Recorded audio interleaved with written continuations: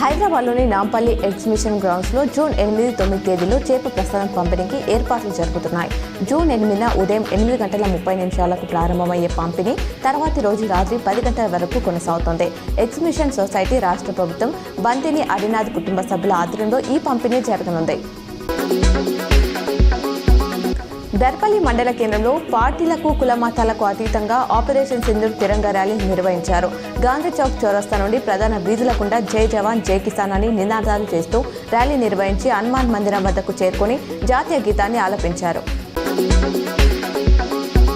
నిజామాబాద్ జిల్లా కాంగ్రెస్ భవన్లో డీసీసీ అధ్యక్షుడు మానల మోహన్ రెడ్డి ఆధ్వర్యంలో పండిత్ చాచా నెహ్రూ వర్ధంతి ఘనంగా నిర్వహించారు. ఆయన చిత్రపటానికి పూలమాల వేసి నివాళులర్పించారు.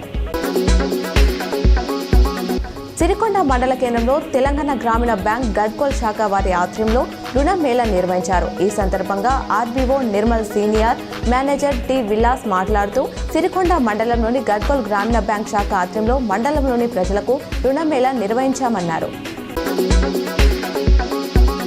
కరోనా కొత్త వేరియంట్ వ్యాపిస్తున్న నేపథ్యంలో నిజామాబాద్ ప్రభుత్వ జనరల్ ఆసుపత్రిలో ప్రత్యేక వార్డు ఏర్పాటు చేసినట్లు ఆసుపత్రి వైద్యాధికారులు తెలిపారు.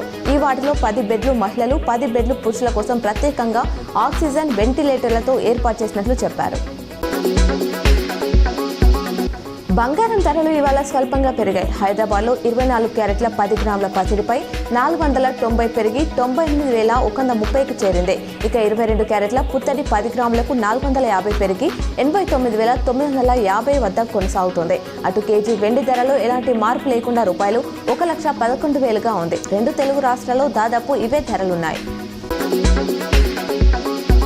శివసేన వ్యవస్థాపకుడు దివంగత బాల్ ఠాక్రే బతికుండుంటే ఆపరేషన్ సింధూర్ను చూసి సంతోషించేవారని, పీఎం మోదీని అత్తుకొని ఉండేవారని కేంద్ర హోంమంత్రి అమిత్ షా ఓ కార్యక్రమంలో అన్నారు. విదేశాలకు పంపించిన డెలిగేషన్లపైన విమర్శలు చేస్తుందంటూ ఉద్ధవ్ శివసేనను తప్పుబట్టారు.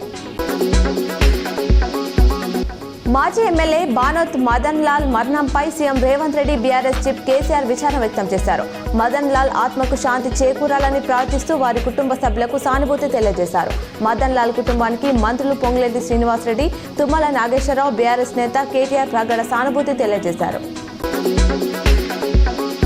తిరుమలలో భక్తుల రద్దీ కొనసాగుతుంది. శ్రీవారి దర్శనానికి 18 గంటల సమయం పడుతుంది. కంపార్ట్మెంట్లన్నీ నిండిపోవడంతో ఏటీజీహెచ్ వరకు భక్తులు క్యూలో వేచి ఉన్నారు. నిన్న శ్రీవారిని 83,542 మంది దర్శించుకోగా ఉండి ఆదాయం రూపాయలు 5.09 కోట్లు సమకూరింది. 4 రోజుల వ్యవధిలో 3.4 లక్షల మంది స్వామివారిని దర్శించుకోవడం గమనార్హం.